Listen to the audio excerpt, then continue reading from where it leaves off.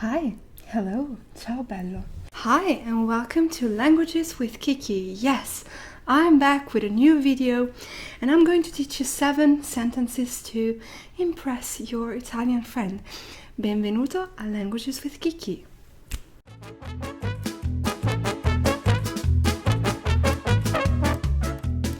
Yes, I am fully back with the language videos, so if you want me to teach you something in particular, maybe a topic or a specific type of vocabulary, please leave a comment in the box down below. So today, I wrote 7 sentences to impress your Italian friend or Italian people in general. So I decided to make this video because I love surprising people with their own language. And so many people ask me for tips and tricks on how to learn languages and speak them fluently, but what I like the most actually is surprising people, saying something that's typical of their languages. And one of the things I said once, for example in Dutch, was helaas pindakaas. Nobody not Dutch knows that sentence.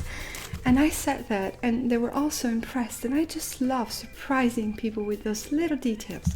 So, since I'm Italian, I gathered some sentences typical of our language that I never heard a foreigner say, or maybe I did, but it was a teacher perhaps living here for a long time, and I was so impressed when I heard that. So, 7 ways to impress your Italian friends. Some of them are formal and some of them are informal or both, and I'm going to explain it right now. So, let's begin.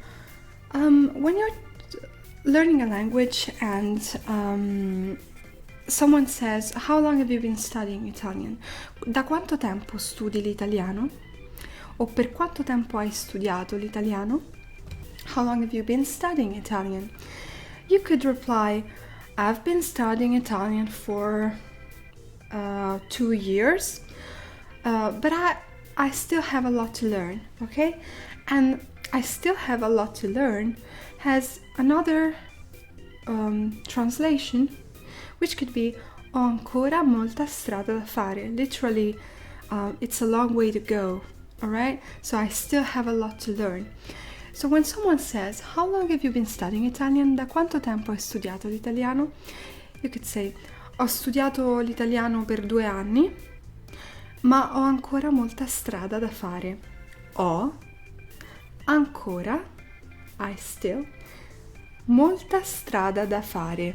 Ho ancora molta, along, strada, way, road, da fare, to go. Ho ancora molta strada da fare. And I think any Italian person will be really impressed because it's a very typical way of saying it in Italy. So, let's repeat it. Da quanto tempo hai studiato l'italiano? Ho studiato l'italiano per 2 anni, ma ho ancora molta strada da fare. Ho ancora molta strada da fare. Alright? So that's the first sentence. Then, let's say, for example, you're sleeping at a friend's place. And this is only something you could say in an informal situation. Well, the first sentence you could say both in a formal and informal situation. Let's say someone compliments your Italian, you could say ho ancora molta strada da fare. Grazie, ma, thank you, but I still have a long way to go. Ho ancora molta strada da fare. Well, this second sentence is something you could say when you know somebody only, when that someone is your friend, right? So, let's say you're staying at their place, okay, and you're about to say goodnight. Instead of saying Buonanotte, which is fine, Buonanotte, it's alright, you could say that and just leave. You could say Buonanotte e sogni d'oro. Good night and sweet dreams. Well, we actually don't say dolci sogni, sweet dreams, which would be the literal translation as sweet is dolce, plural dolci. We say golden dreams. So buonanotte e sogni d'oro. Buonanotte e sogni d'oro. So if you're staying at a friend's place, it's a beautiful way of saying good night. Buonanotte e sogni d'oro. Sogno, dream, plural form sogni, d'oro, di oro, golden, of gold. And that's about it. So that's a very, very nice thing to say. And even if you're staying at a hotel or a bed and breakfast and the people are very friendly, you could say buonanotte sogni d'oro. It's a very nice detail, and I would most certainly be impressed to hear someone say that if they came from another country. Alright, then let's say you need to ask for informations on the street. Where is the station? Dov'è la stazione? Where is the metro? Dov'è la metro? Where is the bus stop? Dov'è la fermata dell'autobus?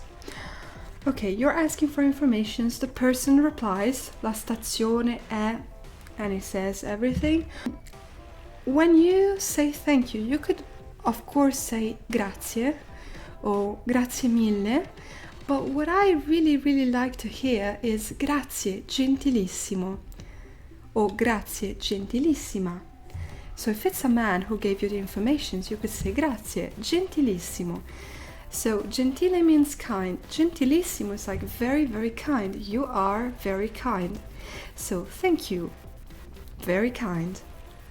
Grazie gentilissimo. And if it's a woman, grazie gentilissima. I only heard Italian people say grazie gentilissimo, and I think it's a nice detail. It's something really subtle that people don't even realize. But it's something we say in Italy, and foreign people just don't say it, I think. So grazie gentilissimo, it's a way to impress an Italian person. Okay, then you haven't seen somebody for a long time, okay? Oh, I forgot to say that grazie gentilissimo is something you can say both in formal and informal situations. Okay, then quanto tempo? Long time no see. That's our way to say long time no see. Quanto tempo? And obviously you can only use this sentence if you haven't seen somebody for a while. Maybe you are meeting with a friend after a long time, or you met somebody in Italy and all of a sudden you see them again. And you can also use it in an ironic way. If you just saw someone and you meet them again, you could say quanto tempo? Quanto tempo? Or quanto tempo? Also starting a sentence with or oh. It's very Italian. Would be very Italian of you. So, oh, quanto tempo? Long time no see. It literally means so much time has passed since we saw each other. Alright. And you could also say ciao, come va? Quanto tempo? Ciao, hello. Come va? What's up? How are you doing? Dogs. Quanto tempo? Long time no see. But if you meet with someone formally, I wouldn't say quanto tempo unless you are very friendly with that person. So if it's a boss or if it's someone you have a formal relationship with, I would say I would just say buongiorno, come va? Da quanto tempo che non ci vediamo? Da quanto tempo? Long time no see. Che non ci vediamo, that we haven't seen each other. Da quanto tempo che non ci vediamo would be more formal. So, yes. Okay, let's repeat it. Ciao, come va? Quanto tempo? Oh, quanto tempo? Or, buongiorno, come sta? Quanto tempo? Da quanto tempo che non ci vediamo? Alright. And this is a very interesting sentence, I think. And you can most certainly use it when you come to Italy, and it will impress Italian people. Alright, so another interesting sentence. If you aren't feeling very well, and someone asks you, how are you feeling? You could say, non mi sento per niente bene. This is a very Italian way of saying that. So you could say, non mi sento bene, which is I don't feel good. non mi sento bene, I don't feel good. But non mi sento per niente bene means I don't feel good at all.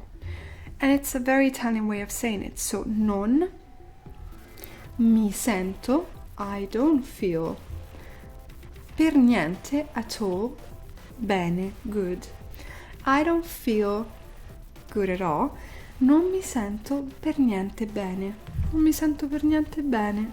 Listen to the melody. Non mi sento per niente bene. Non mi sento per niente bene. Okay, right. Non mi sento per niente bene. I hope you don't have to use that sentence ever. Alright, and just for the sake of it, let's also do the opposite sentence. You've never felt better before. Non mi sono mai sentito meglio. Non mi sono mai, I've never, sentito, felt better. Meglio. Non mi sono mai sentito meglio. This is also a very typical Italian way of saying that you feel really, really good. So good that you've never felt better before. Non mi sono mai sentito meglio.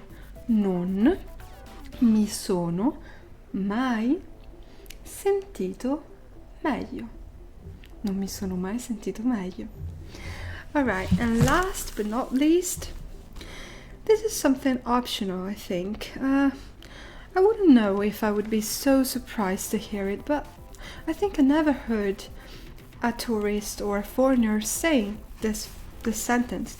Questo posto è una meraviglia. Let's say they ask you if you like Italy. How are you liking the country and how are you liking the city? You could say, questo posto è una meraviglia. This place is beautiful. Questo posto è una meraviglia. Literally, this place is a wonder. This place is so wonderful. Questo posto, this place. Or if you're talking about something you visited, for example, you went to Florence and someone asks you, oh, how was Florence? Quel posto o quella città è una meraviglia. Meraviglia. Meraviglia. Meraviglia. Meraviglia. Since I'm Roman, I pronounce meraviglia like meraviglia, but it's actually meraviglia because it's GL, so meraviglia. But I never pronounce that way. That's why Romans have this incredibly strange accent. Meraviglia. Meraviglia. Alright, I think it's all for today. Maybe I want to say one last thing because I don't want you to mispronounce the word piacere.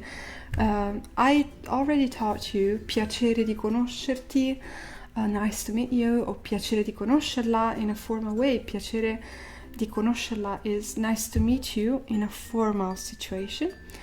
When you pronounce piacere, pay attention, it's not piacere, it's not piacere, it's not piacere, it's piacere, piacere. Piacere also means pleasure. Piacere, piacere, piacere.